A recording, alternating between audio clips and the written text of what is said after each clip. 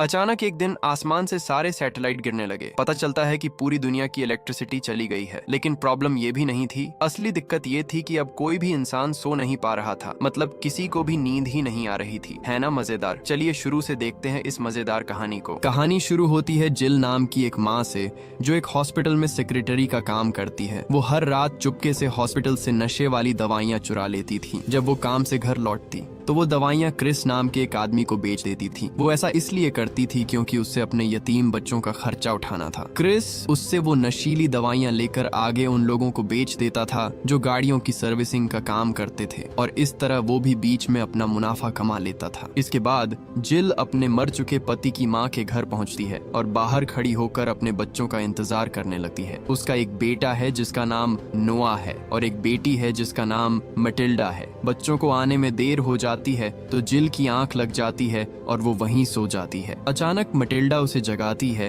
और वो दोनों गाड़ी में बैठ जाते हैं। जिल उन्हें लेकर घूमने निकल जाती है ताकि वो बच्चों के साथ दिन बिता सके। जब वो गाड़ी चला रही थी तो अचानक वो हैरान रह जाती है क्योंकि सारी गाड़ियों की बिजली चली जाती है और गाड़ियां बंद हो जाती हैं। वो अपनी गाड़ी रोकती है तो मटिल्डा कहती है, शुक्र है मम्मी आपने गाड़ी रोक दी, वरना हमारा एक्सीडेंट हो जाता। अभी उसने अपनी बात पूरी भी नहीं की थी कि पीछे से एक गाड़ी उन्हें टक्कर मार देती है और उनकी गाड़ी पलटकर समुद्र में गिर जाती है। खुशकिस्मती से गाड़ी डूबने से पहले ही वो सब बाहर निकलने में कामयाब हो जाते हैं। जिल अपने बच्चों के साथ किनारे पर आती है और पुलिस मटिल्डा की जान बचा लेती है। पुलिस वाला जिल से कहता है, मुझे माफ करना, मैं एम्बुलेंस को फोन नहीं कर पाया क्योंकि बिजली चली गई है और वायरलेस भी काम नहीं कर रहा। वो जिल को सजेशन देता है कि वो हॉस्पिटल जाए क्योंकि उसके सर पर चोट लगी थी। जिल अपने बच्चों को लेकर हॉस्पिटल पहुंचती है, पर वहां देखकर दंग रह जाती है कि हॉस्पिटल मरीजों से भरा पड़ा है क्योंकि बाहर बहुत सारे एक्सीडेंट्स हुए थे। वो ये भी देखती है कि हॉस्पिटल की सारी बिजली से चलने वाली मशीन्स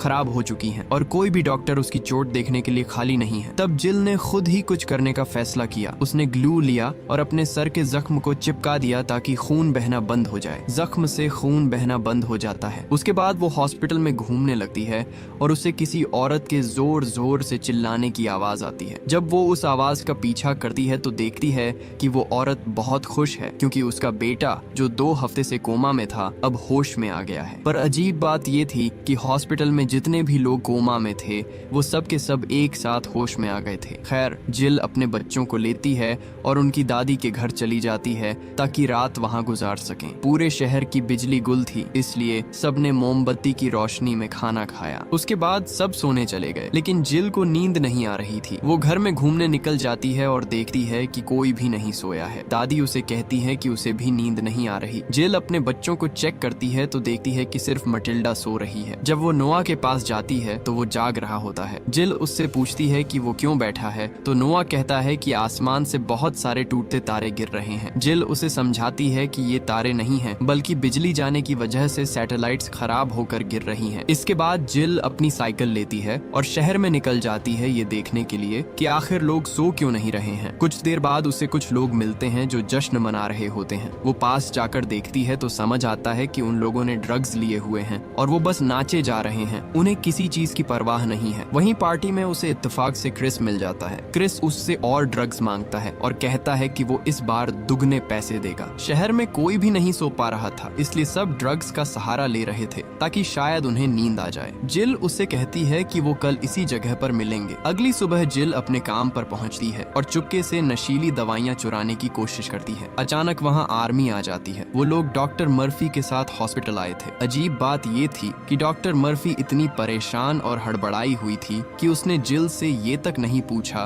कि वो वहाँ क्या कर रही है। जिल डर जाती है और कहती है, सॉरी डॉक्टर, मैं यहाँ नशीली दवाइयाँ चुरा रही थी क्योंकि मुझे पैसों की सख्त जरूरत है। पर मर्फी उसे कहती है, मैंने तुमसे कुछ नहीं पूछा, मुझे मेरा काम करने दो। पूरी दुनिया से हर तरह की बिजली और एनर्जी खत्म हो गई है और दुनिया के सारे लोग सोने की क्षमता खो चुके हैं। क्या तुम जानती हो इसका मतलब क्या है? डॉक्टर मर्फी उसे समझाती है कि अगर ये समस्या 1 हफ्ते तक चली तो पूरी इंसानियत खत्म हो जाएगी। अगर लोग 3 दिन तक नहीं सोए तो वो ढंग से सोच नहीं पाएंगे और सही फैसला नहीं ले पाएंगे। 4 दिन बिना सोए रहने पर उन्हें अजीब चीजें दिखने लगेंगी और वो खुदकुशी भी कर सकते हैं। और अगर 7 दिन तक कोई नहीं सोया तो शरीर के सारे अंग काम करना बंद कर देंगे और इंसान मर जाएगा। डॉक्टर ने यह भी बताया कि अगर सरकार को कोई ऐसा मिल जाए जो सो सकता है तो वो उस पर रिसर्च करने के लिए उसे लैब में ले जाएंगे ताकि इलाज ढूंढा जा सके। जिल ये सुनकर हैरान रह जाती है और कहती है, क्या ये सच है? मैं तो अपनी बेटी को घर पर सोता हुआ छोड़कर आई हूँ। डॉक्टर कहता है, ये मुमकिन नहीं है, शायद तुम्हारी बेटी मर चुकी है। जिल सदमे में आ जाती है और डर के मारे तुरंत घर की तरफ भागती है। घर पहुंचकर जब वो बेटी के कमरे में जाती है तो वो वहाँ नहीं मिलती। वो नोआ से पूछती है तो वो बताता है कि दादी उसे अपने साथ चर्च ले गई हैं। कहानी अब चर्च पहुंचती है जहाँ एक प्रीस्ट लोगों को बता रहा है कि नींद न आना भगवान की तरफ से एक सजा है ताकि लोग पश्चाताप करें। वहाँ मौजूद कोई भी शख्स सोया नहीं था सिवाय मटिल्डा के। प्रीस्ट ने मटिल्डा को अपने कमरे में बिठाया हुआ था ताकि वो समझ सके कि उसे नींद कैसे आई। वो मटिल्डा से कहता है, तुम इस दुनिया की आखिरी उम्मीद हो जो इस मुसीबत को हल कर सकती है। दूसरी तरफ जिल एक बैग तैयार करती है, उसमें खाना रखती है और नोआ से कहती है, हमें हर हाल में मटिल्डा को चर्च से निकालना होगा और यहाँ से भागना होगा। जिल नोआ से कहती है, अगर उन्हें पता चला कि तुम्हारी बहन सो सकती है तो वो उसे ले जाएंगे और हम उसे फिर कभी नहीं देख पाएंगे। अभी वो निकलने ही वाली थी कि डॉक्टर ब्रायन उनके घर आ जाता है। वो कहता है कि हमें तुम्हारी बेटी पर रिसर्च करनी है क्योंकि वही और उसके जैसे कुछ लोग ही अब दुनिया को बचा सकते हैं। पर जिल जानती थी कि आर्मी उसकी बेटी को एक लैब एक्सपेरिमेंट की चीज बना देगी, इसलिए वो साफ मना कर देती है और नोआ को लेकर वहाँ से निकल जाती है। बाहर हर तरफ अफरा तफरी मची हुई थी। लोग पागल हो रहे थे और मेडिकल स्टोर्स पर हमला कर रहे थे ताकि कोई भी नींद की गोली मिल जाए और वो सो सके। जब जिल चर्च पहुंचती है तो वो देखती है कि मटिल्डा और उसकी दादी को लोगों ने घेर रखा है। प्रीस्ट लोगों से कह रहा था कि मटिल्डा की बलि देनी होगी ताकि भगवान खुश हो जाए और सबको नींद आ जाए। यहाँ तक कि वहाँ मौजूद पुलिस वाला भी अपनी गन निकाल लेता है ताकि मटिल्डा चर्च से बाहर न जा सके। उसी वक्त डॉक्टर ब्रायन वहाँ पहुँचता है और सबसे कहता है कि ये सब नींद की कमी की वजह से हो रहा है और सिर्फ साइंस ही इसका इलाज कर सकती है। वो उन्हें धमकी देता है कि अगर लड़की को उसके हवाले नहीं किया तो वो आर्मी को बुला लेगा और वो लोग जबरदस्ती उसे ले जाएंगे। डॉक्टर अभी बोल ही रहा था कि पुलिस वाला उसे गोली मार देता है और वो वहीं ढेर हो जाता है। चर्च में हर तरफ हंगामा शुरू हो जाता है। दादी भीड़ का फायदा उठाकर मटिल्डा को लेकर छुपती है। जब पुलिस वाला दादी को पकड़कर मटिल्डा के बारे में पूछता है तो दादी जिल की तरफ इशारा करती है ताकि वो समझ जाए कि मटिल्डा ऊपर सेकंड फ्लोर पर है। जिल तुरंत ऊपर भागती है और उसे मटिल्डा मिल जाती है। वो उसे गले लगाती है और फिर वो नोआ और मटिल्डा चर्च से भाग निकलते हैं। भागते वक्त उन्हें चर्च से गोलियां चलने की आवाज आती है जिससे वो डर जाते हैं कि कहीं दादी को कुछ हो न गया हो। रास्ते में नोआ अपनी माँ पर गुस्सा होता है और कहता है, हम जो कर रहे हैं वो गलत है। हमें मटिल्डा को आर्मी की लैब में दे देना चाहिए ताकि वो पूरी दुनिया को बचा सके। अगर हम भागते रहे तो कुछ दिनों में हम सब मर जाएंगे और सिर्फ मटिल्डा ही जिंदा बचेगी। अब आगे का सोल्यूशन सिर्फ मटिल्डा ही है। हमें इसे आर्मी की एक लैब में ले जाना होगा। मैंने डॉक्टर ब्रायन की पॉकेट से एक मैप चुराया है जिसमें आर्मी की उस लैब का रास्ता है। हमें वहाँ जाना ही होगा। जिल अपने बेटे की बात से सहमत हो जाती है। वो लोग ऐसी गाड़ी ढूंढने लगते हैं जो आर्मी की गाड़ियों की तरह काम कर सके ताकि वो उस जगह पहुँच सके। किस्मत से उन्हें वही वर्कशॉप मिलती है जहाँ क्रिस अपने दोस्तों को ड्रग्स बेचा करता था। जिल बड़े आराम से अंदर जाती है ताकि कोई गाड़ी मिल सके। जब वो अंदर देख रही होती है तो वो अचानक देखती है कि क्रिस की लाश वहाँ पड़ी है। वो तुरंत छुप जाती है क्योंकि वर्कशॉप के मालिक वहाँ मौजूद थे। अगर वो उसे देख लेते तो पहचान जाते। वो उन्हें बात करते हुए सुनती है कि जब दुनिया की लाइट चली गई थी तब वही पुरानी गाड़ियां काम कर रही हैं जिनमें बैटरी नहीं थी। इस तरह वो 2 गाड़ियां स्टार्ट करने में कामयाब हो जाते हैं। जिल तब तक छुपी रहती है जब तक वो लोग अपनी गाड़ी लेकर निकल नहीं जाते। फिर वो दूसरी गाड़ी लेकर अपने बच्चों की तरफ निकल पड़ती है। वो अपने बच्चों के पास पहुंचती है और उन्हें लेकर आर्मी लैब की तरफ निकल जाती है। आधी रात को वो देखती है कि रास्ते में उन्हीं वर्कशॉप वालों का एक्सीडेंट हो गया है। वो नीचे उतरकर चेक करती है कि क्या हुआ है और उनका पिस्टल और पुलिस का बैज उठा लेती है ताकि अगर कोई मिले तो वो पुलिस बनकर उन्हें डरा सके। वहाँ जमीन पर उसे बहुत सारी गोलियां मिलती हैं। वो अपनी गाड़ी लेकर वहाँ से निकल जाती है और अपने बेटे को बताती है कि जिसने गाड़ी पर गोलियां चलाई हैं वो आर्मी के लोग हैं। अब आर्मी को एक साइकोलॉजिस्ट लीड कर रही है जिसका नाम डॉक्टर मर्फी है। बीमारी फैलने से पहले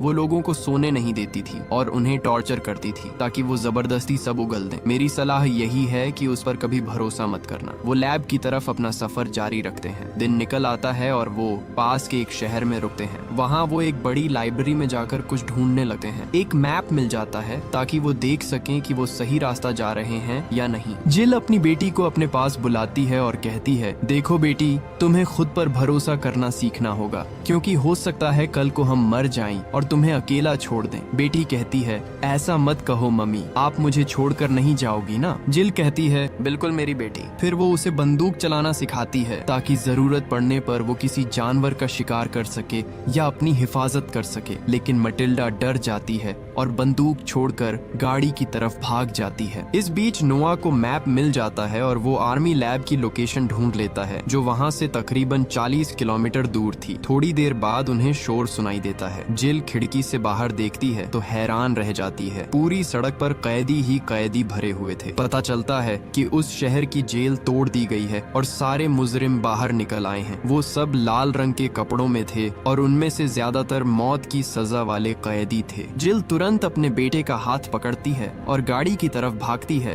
क्योंकि उसकी बेटी अंदर थी। लेकिन मुसीबत ये होती है कि एक कैदी ने उसकी गाड़ी चुरा ली थी और उसे ये नहीं पता था कि पीछे वाली सीट पर एक बच्ची सो रही है। तभी कुछ कैदी जिल और उसके बेटे को घेर लेते हैं। उनमें से एक कहता है कि अपनी बंदूक दे दो तो वो उसे जाने देगा। जिल साफ मना कर देती है। वो उन्हें डराने के लिए जमीन पर गोली चलाती है, लेकिन बदकिस्मती से वो बंदूक की आखिरी गोली थी। जिल को लगता है कि अब सब खत्म हो गया है, पर तभी वही कैदी जो गाड़ी चुरा कर भागा था उनके सामने आकर गाड़ी रोकता है और कहता है, जल्दी अंदर बैठो, अगर इन्होंने तुम्हें पकड़ लिया तो ये तुम्हारे टुकड़े टुकड़े कर देंगे। वो जिल और उसके बेटे को बचाकर वहाँ से निकल जाता है, लेकिन जिल अभी भी उस पर बंदूक ताने रखती है, क्योंकि उसे उस पर भरोसा नहीं था। वो आदमी बताता है, मेरा नाम डॉज है, मुझे मौत की सजा मिली थी, पर शायद भगवान ने मुझे नया जीवन दिया है। गार्ड्स ने जेल के दरवाजे खोल दिए और हमें जाने दिया। डॉज बताता है कि जब वो शहर आया तो उसे ये गाड़ी मिली और वो इसे लेकर निकल गया। अचानक रास्ते में एक रुकावट आती है और वो जोर से ब्रेक मारता है,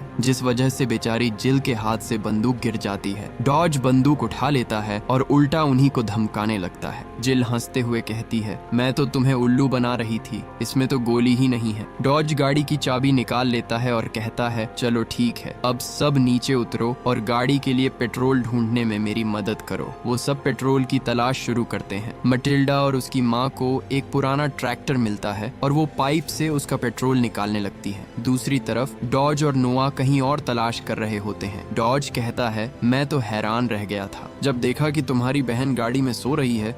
मैंने बहुत टाइम से किसी को सोते हुए नहीं देखा। नोआ कहता है, नहीं, वो सो नहीं रही थी, बस आंखें बंद करके लेटी थी। वहाँ डॉज को कुछ कपड़े मिलते हैं तो वो जेल की ड्रेस उतार कर वो कपड़े पहन लेता है। डॉज कहता है कि उसे नहीं पता कि उसे कहाँ जाना है, इसलिए वो उनके साथ ही रहेगा और जब वो अपनी मंजिल पर पहुंच जाएंगे तो वो गाड़ी लेकर निकल जाएगा। वो सब फिर से आर्मी लैब की तरफ निकल पड़ते हैं। रास्ते में जिल अपनी बेटी मटिल्डा को गाड़ी चलाना सिखाती है ताकि अगर कभी वो अकेली रह जाए तो इस दुनिया में रह सके। लेकिन थोड़ी देर बाद वो देखते हैं कि रास्ता बंद है और वहाँ कुछ लोग पैरों से लटके हुए हैं। ये देखकर सब डर जाते हैं। वो गाड़ी धीरे करते हैं ताकि समझ सकें कि माजरा क्या है। तभी रास्ता रोकने वाले लोग उन पर हमला कर देते हैं। वो गाड़ी के शीशे तोड़ देते हैं और उन्हें बाहर खींचने की कोशिश करते हैं। जिल तुरंत ड्राइविंग सीट संभालती है और गाड़ी भगाकर वहाँ से निकल जाती है। वो चलते रहते हैं जब तक उन्हें दूर से एक रोशनी नहीं दिखती। उन्हें समझ आ जाता है कि वही आर्मी लैब है। जिल गाड़ी एक तरफ रोकती है और अपने बच्चों को उतारती है। वो डॉज से कहती है, हम लैब तक गाड़ी से नहीं जा सकते, क्योंकि अगर आर्मी ने किसी गाड़ी को अपनी तरफ आते देखा तो वो गोली चला देंगे और सब मारे जाएंगे। हम उस जगह पहुंच गए हैं जहां हमें आना था। अब तुम गाड़ी लेकर जहां चाहो जा सकते हो। और सच में डॉज उन्हें बाय बोलकर वहां से निकल जाता है। इसके बाद जिल अपने बच्चों से कहती है कि तुम लोग यहीं रुको, मैं चुपके से जाकर देखती हूँ कि सब कुछ सेफ है या नहीं। जिल दबे पांव कॉलोनी में घुसती है और वहाँ देखकर हैरान रह जाती है कि सोल्जर्स ड्रग्स ले रहे हैं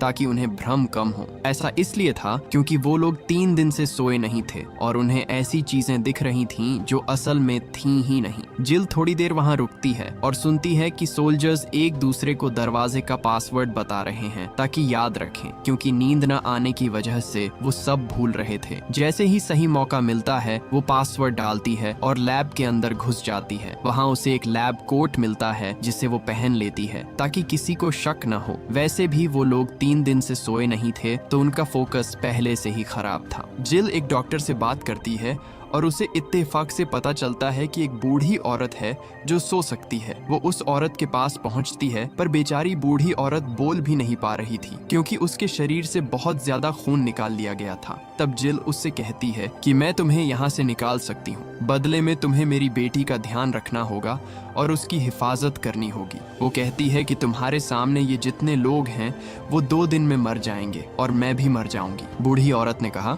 बेटी मैं खुद बहुत थकी हुई हूँ और मुझे खुद किसी ऐसे की जरूरत है जो मेरी हिफाजत करे। उसी वक्त डॉक्टर मर्फी वहाँ आ जाती है और जिल से पूछती है, तुम यहाँ क्या कर रही हो? जिल कहती है, मैं आप लोगों की मदद करने आई हूँ और देखने आई हूँ कि आप कहाँ तक पहुँचे। क्या आपको कोई इलाज मिला? डॉक्टर मर्फी बताती है कि अभी तक कोई इलाज नहीं मिला है। डॉक्टर्स और बाकी सब लोग अपना फोकस खो चुके हैं और उन्हें अजीब चीजें दिखने लगी हैं। जिल दुखी होकर और टूटकर लैब से बाहर निकलती है क्योंकि उसे पता है कि कुछ ही घंटों में वो नींद न आने की वजह से मर जाएगी और उसकी बेटी अकेली रह जाएगी। जब वो वहाँ बैठी थी तो अचानक वो देखती है कि डॉज उसके बच्चों को लेकर आर्मी लैब की तरफ ही आ रहा है। डॉज को सोल्जर्स रोक लेते हैं और उस पर बंदूक तान देते हैं। तभी मटिल्डा उनसे कहती है, मुझे मत मारो, मैं सो सकती हूँ और मैं यहाँ आपकी मदद करने आई हूँ ताकि आप मुझ पर एक्सपेरिमेंट्स कर सकें। जिल ये सुनकर उनकी तरफ भागती है ताकि अपनी बेटी को रोक सके, लेकिन सोल्जर्स उसे भी पकड़ लेते हैं। मटिल्डा को लैब के अंदर ले जाया जाता है। वो देखती है कि वहाँ एक बंदर पर एक्सपेरिमेंट्स हो रहे हैं क्योंकि हादसे के बाद सारे जानवर सो पा रहे थे सिवाय बंदरों के। डॉक्टर मटिल्डा को एक इंजेक्शन देते हैं और कुछ ही सेकंड्स में वो सच में सो जाती है। इसके बाद डॉक्टर मर्फी जिल के पास जाती है और पूछती है कि क्या मटिल्डा की बचपन में कोई सर्जरी हुई थी, लेकिन जिल उसे कुछ नहीं बताती। डॉक्टर मर्फी वापस मटिल्डा के पास जाती है ताकि बाकी टेस्ट्स कर सके, पर तभी वहाँ उस बूढ़ी औरत की सांसें रुक जाती हैं और वो मर जाती है। उसके शरीर से इतने सैंपल्स लिए गए थे कि वो सह नहीं पाई। अब मटिल्डा ही पूरी दुनिया की आखिरी उम्मीद बची थी। चौथा दिन शुरू होता है और सोल्जर्स की हालत और खराब हो जाती है। वो इतना ज्यादा हेलुसिनेशंस देखने लगते हैं कि उन्हें जमीन पर गिरे हुए फल, बॉम्ब नजर आने लगते हैं। कुछ सोल्जर्स को अपने ही दोस्त दुश्मन दिखने लगते हैं और वो एक दूसरे पर गोलियां चला देते हैं। पूरी जगह कत्लेआम शुरू हो जाता है। जिल को भी लगने लगता है कि नोआ उसके पास आया है और उसका गला घोंट कर उसे मारने की कोशिश कर रहा है। जिल वहां से निकलकर अपनी बेटी को बचाने के लिए भागती है। उधर मटिल्डा के कमरे में डॉक्टर मर्फी अपने असिस्टेंट से कहती है कि उसे फोकस बढ़ाने वाला इंजेक्शन दे, लेकिन नींद की कमी की वजह से असिस्टेंट गलती कर देता है और उसे जहरीली दवा दे देता है, जिससे डॉक्टर मर्फी की मौत हो जाती है। थोड़ी देर बाद जिल वहां पहुंचती है और देखती है कि उसकी बेटी सही सलामत है। फिर वो नोआ को ढूंढने निकलते हैं। वो देखते हैं कि नोआ एक चाकू लेकर बिजली की बहुत बड़ी तार काट रहा है और कह रहा है, मैंने पहली बार इतनी बड़ी मछली देखी है। वो बेचारा हेलुसिनेशंस में था और तार काटने की वजह से उसे जोर का करंट लगता है और वो वहीं मर जाता है। जिल उसे होश में लाने की बहुत कोशिश करती है पर सब बेकार जाता है। तभी मटिल्डा को याद आता है कि वहाँ एक डिवाइस है। वहाँ लैब में एक इलेक्ट्रिक शॉक देने वाली मशीन रखी होती है। मटिल्डा उसे तुरंत अपनी माँ के पास ले आती है। जिल उस मशीन का इस्तेमाल करती है, लेकिन शॉक देते वक्त जिल और मटिल्डा दोनों को जोर का झटका लगता है क्योंकि वो दोनों नोआ के शरीर को छू रहे थे। 5वें दिन की सुबह होती है और हम देखते हैं कि लैब में मौजूद लगभग सारे लोग मर चुके हैं, कोई भी जिंदा नहीं बचा। जब जिल अपने बेटे के ऊपर सिर रखकर लेटी थी तभी उसे महसूस होता है कि नोआ का दिल धड़क रहा है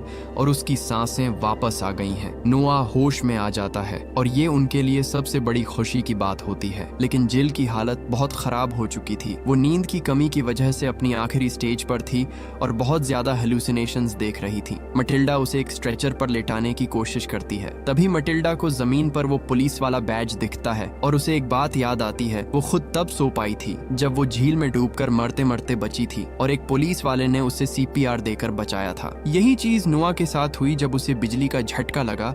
उसका दिल रुक गया था और वो एक तरह से मर चुका था, लेकिन शॉक मिलने पर वो दोबारा जिंदा हो गया और अब सो सकता था। दोनों भाई बहन समझ जाते हैं कि इस बीमारी का एक ही इलाज है, इंसान को एक बार मरना होगा और फिर से जिंदा होना होगा। वो अपनी माँ को पास की नदी के पास ले जाते हैं और उसे पानी के अंदर डुबो देते हैं। वो भारे मन से उसका दम घोंटते हैं जब तक उसका दिल धड़कना बंद नहीं कर देता और वो मर नहीं जाती। जैसे ही वो मर जाती है वो उसे तुरंत पानी से बाहर निकालते हैं और उसके फेफड़ों से पानी निकालकर उसे होश होश में लाने की कोशिश करते हैं। खुशकिस्मती से जिल होश में आ जाती है। वो भी मौत के मुंह से वापस आई थी, इसलिए अब वो भी सो सकती थी। इस तरह उन तीनों ने इस खतरनाक बीमारी का तोड़ ढूंढ लिया और अब वो सुकून से सो सकते थे। फिल्म इसी मोड़ पर खत्म हो जाती है।